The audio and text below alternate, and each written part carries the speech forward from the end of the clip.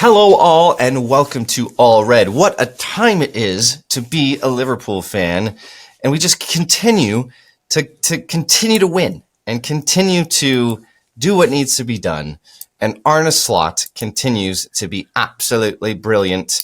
And we're going to talk about that brilliance today as we look ahead to the weekend where Liverpool have to host Ipswich Town. And it's Aaron, lad. How are you feeling, brother? Yeah, I'm good, mate. Very, very good. Good win last night. In no way felt like we were going to lose that game. It was just comfortable. Didn't have to get out of second gear. And this is a team that are on a lot of form at the moment as well, Yeah. Neil. These guys are racking up the wins. They're doing well in the French league. You know, these guys beat Real Madrid as well. You've got to remember that as well. So these guys are no mugs. They're doing well in the Champions League. And yeah, Sam, routine win.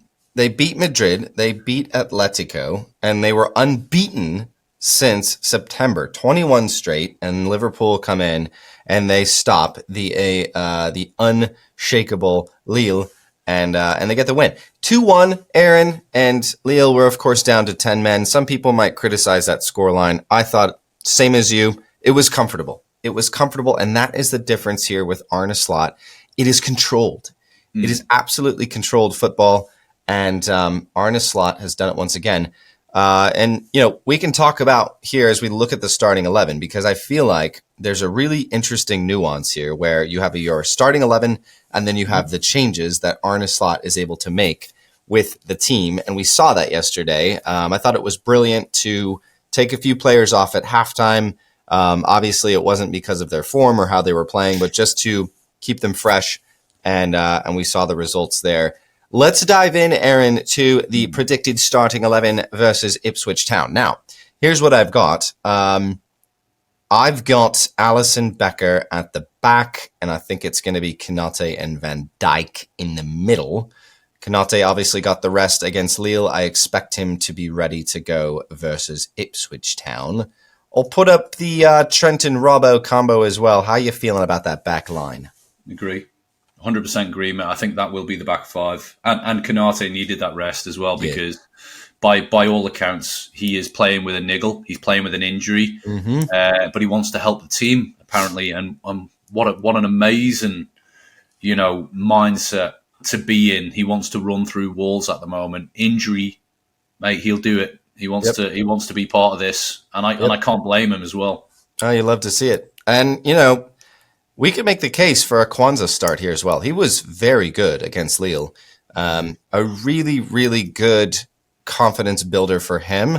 And so, Arna Slot might say Ipswich Town probably not going to be looking to score a whole lot at Anfield. And, Kwanzaa might be able to step in. I think he goes with Kanate.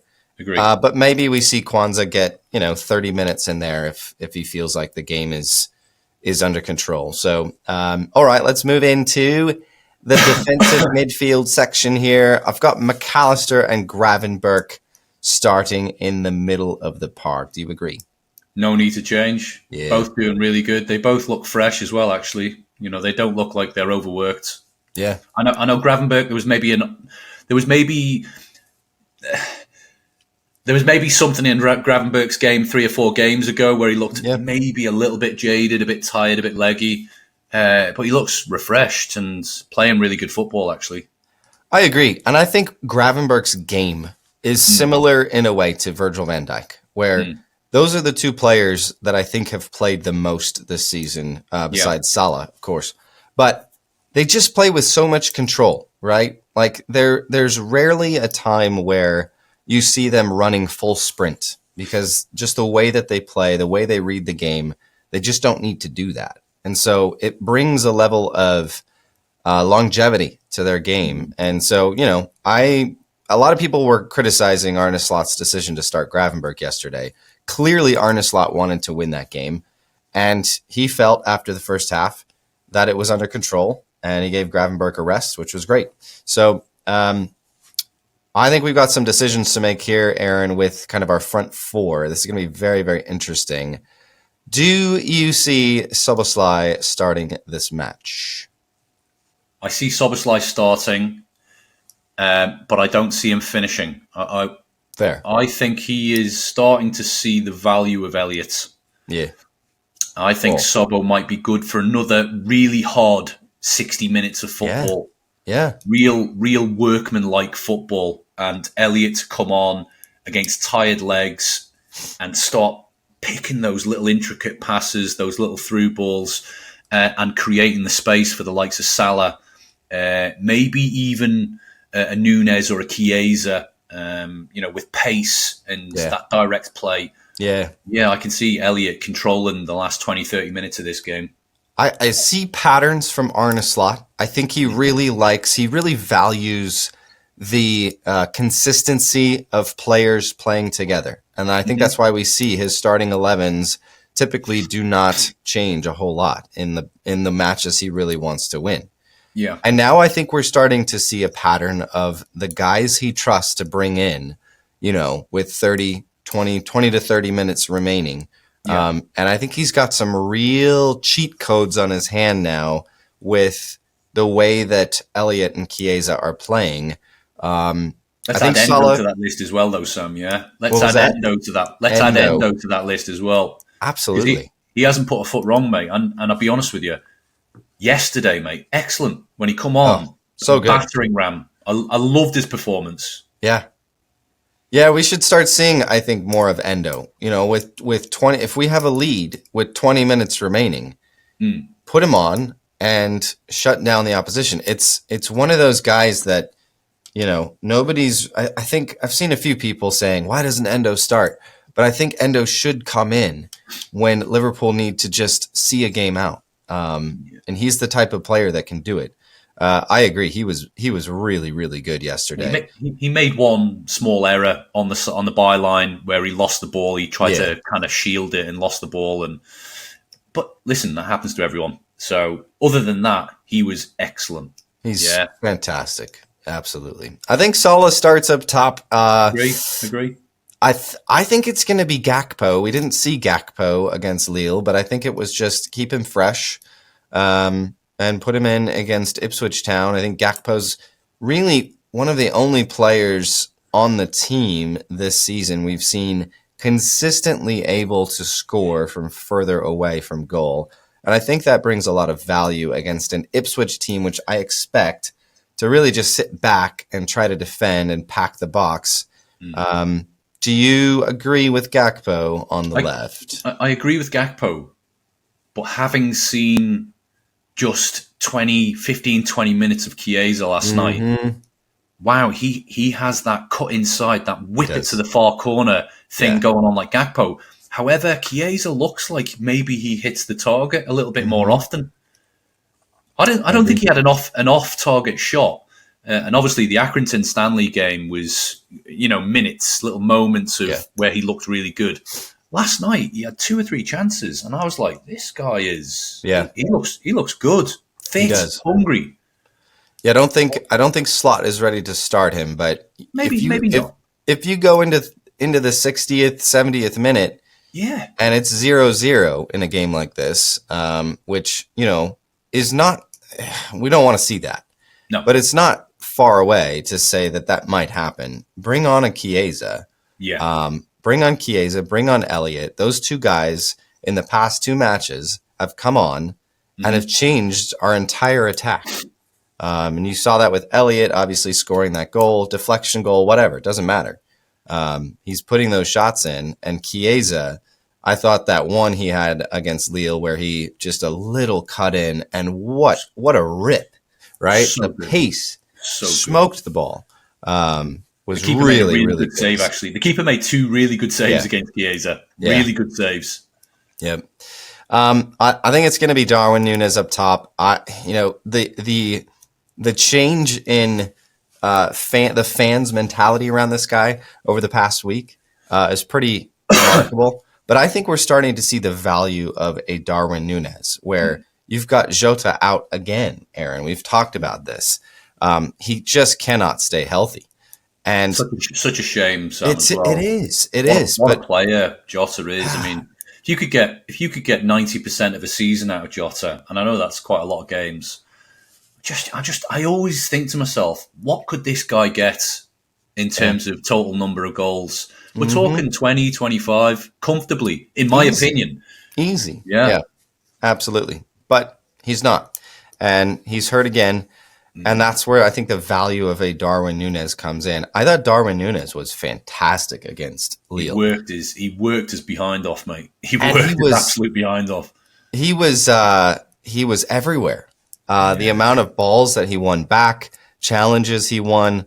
This guy, he looked like he had an extra pep in his step. And it was really good to see. Obviously, we want to see Darwin Nunez scoring. I thought he did everything right except for putting the ball in the back of the net. And he really didn't have a whole lot of chances. I thought the one where he was offside could have done better there. But really, really liked what I saw from Nunez. And I hope we see that same energy again from him because he was electric and he was everywhere on the field. And I think we're starting to see maybe a new side or new phase to Darwin Nunez. Workhorse. He's an absolute workhorse. So. And that's, it's interesting because I feel like that is what Slot wants from his striker. Yeah. He wants someone who can press high, who's an engine. I don't know, Aaron. A lot of people were saying sell Darwin Nunez a week or two ago. I wasn't in that camp. I've wanted him to do better. I think he can do better. But I think Arna Slot wants to keep this guy. I'm in the camp, Sam. I'd keep Nunez, but I wouldn't keep Nunez as a starter.